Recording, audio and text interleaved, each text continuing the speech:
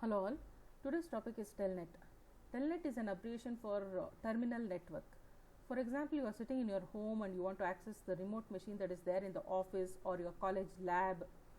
There has to be some mechanism for remote logging.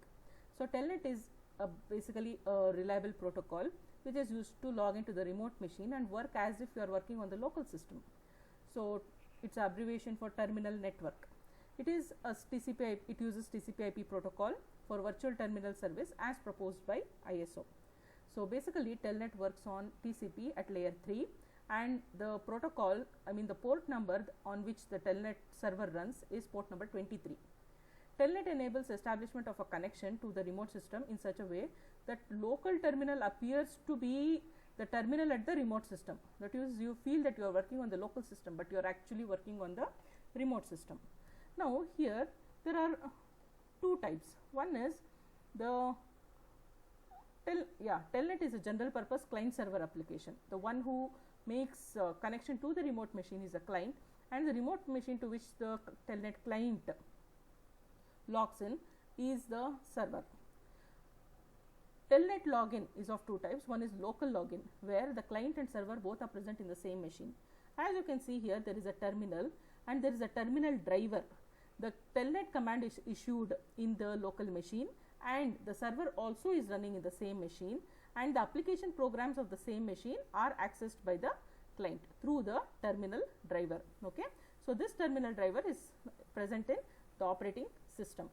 Now next one is remote login, where the client is present, that your access, the client is running in one machine with a TCP/IP stack, okay, and it is connected to the remote machine, which as well as has the TCP/IP stack and the Telnet server running. And not only that, the remote machine also has a pseudo terminal driver, okay, through which you can access multiple programs.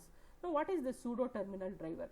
See, when client issues a Telnet command, that is received by the server, and the command has to be executed in the remote machine so that the application programs, whatever the client is requesting, are run.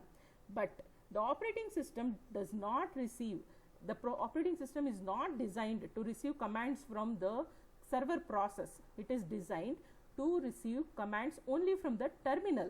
Okay, that's the reason there is a pseudo terminal driver.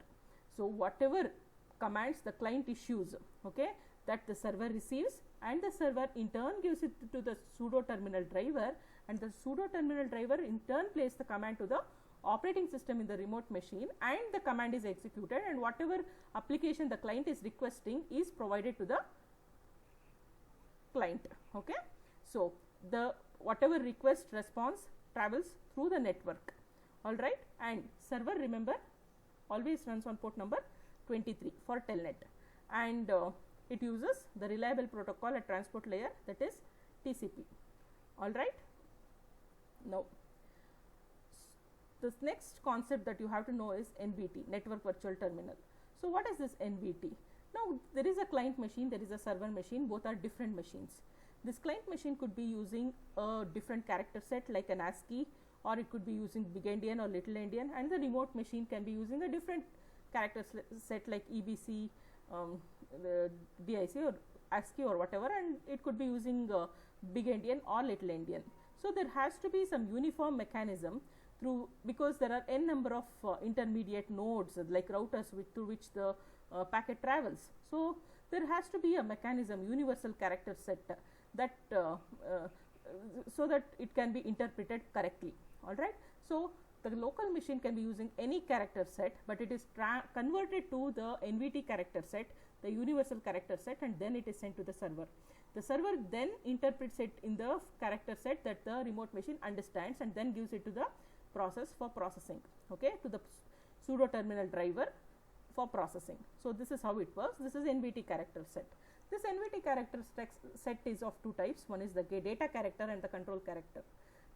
Like each character is represented as 8 bits. How do you identify, is it a data character or a control character? Based on the first bit. If it is a data character, the first bit is always 0. If it is a control character, the first bit is always 1. Okay, this is how it is identified. Now these are some of the control characters, as you can see. If it is an end of file, it is represented as EOF. If it is an interpret as control, it is IAC, will, won't, do, don't. Then all these are various control characters. Now we will see an example. Now client wants to issue the command cat file1.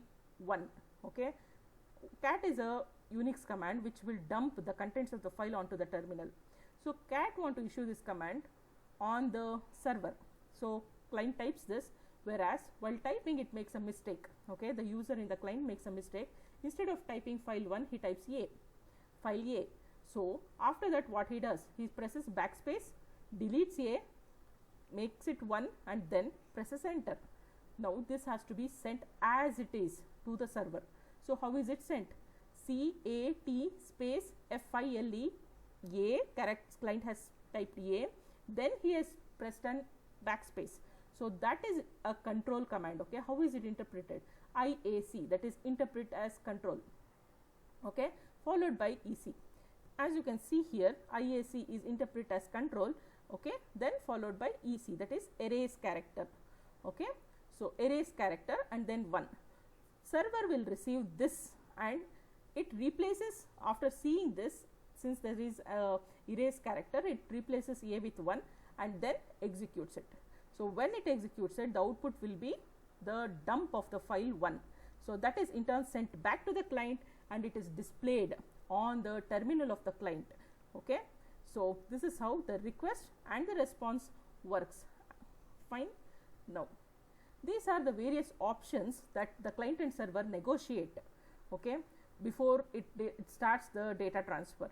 So some of the commands, important options are binary, echo, then terminal type that client and server are using, terminal speed, line mode. So they have to negotiate these options before they start transmitting data between each other. Now how will they negotiate these options? Using these NVT characters, that is will, won't, do, don't. Okay, so if client wants to say, see here you can see it, offer to enable an option, sender or the client will say, will I enable the option? If the receiver thinks that it should not be enabled by the client, it says don't, or if it feels yes it is possible, it says do. Then similarly, request to enable an option, sender says do enable the option. Okay, that means it is saying the receiver you enable the option, receiver says will or won't, that is I will enable the option or I won't enable the option. Then offer to disable the option, sender says I won't use the option anymore, it uses the won't. Then the receiver says don't use it. Okay, that means don't use it, disable it. Then request to disable an option, don't use the option anymore, it is requesting the receiver don't use this option. Receiver either says won't or will. Okay, that means I won't. Okay, I'll disable it. This is how they negotiate. Let me show it to you once. So here is, okay, I need to log in. All right, so here let me telnet to the local machine, that is client server, both in the same machine, and I'll use a loopback for this. You can try it on the remote machine as well, but here I am trying it on the same machine. Let me log in. See, I did telnet to my own machine, okay, and I did login as well. We'll see the corresponding packets. Let me filter only telnet. As you can see here, there are various telnet packets. What you can see is the destination port is 23, if you can observe here, right. Source IP and destination IP both are loopback IP address, because I am doing telnet to the same machine, local machine, okay, and destination port, as you can see, is 23. That is the client source port is 60372 and the destination port is 23. All right, so this is TCP, that is layer 3, it is TCP, and at the application layer what is being used is telnet. All right, so this is telnet, and if you expand this telnet,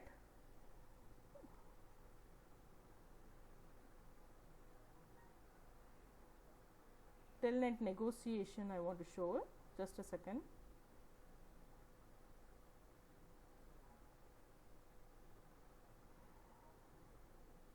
Yeah, here can you see do echo? It is requesting enable the option echo. Won't, I won't, will, do. Okay, like this the options are negotiated. Client says do this, the server says I won't enable it. Will, if somebody says do it, then the other person will say will or won't.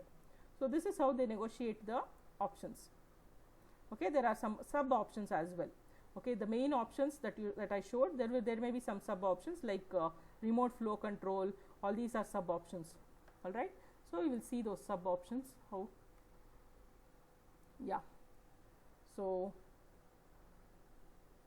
yeah, do enable echo option. How is it sent? Echo, do, interpret as control, IAC. This is how the characters are sent.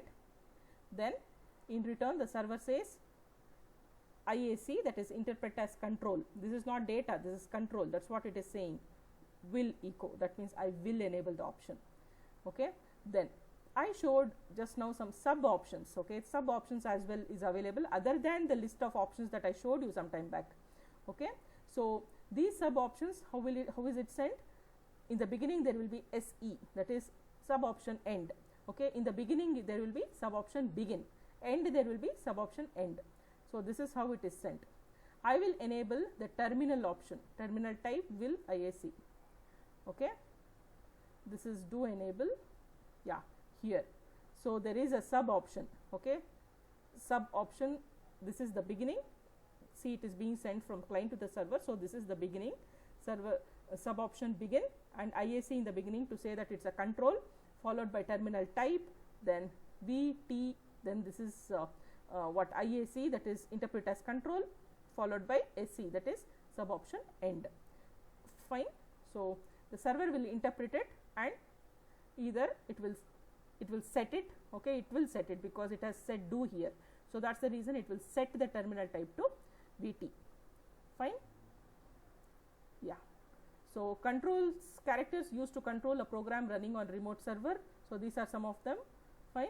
Interrupt the process. For example, the client presses Control C in between when after logging in. Let me show it to you.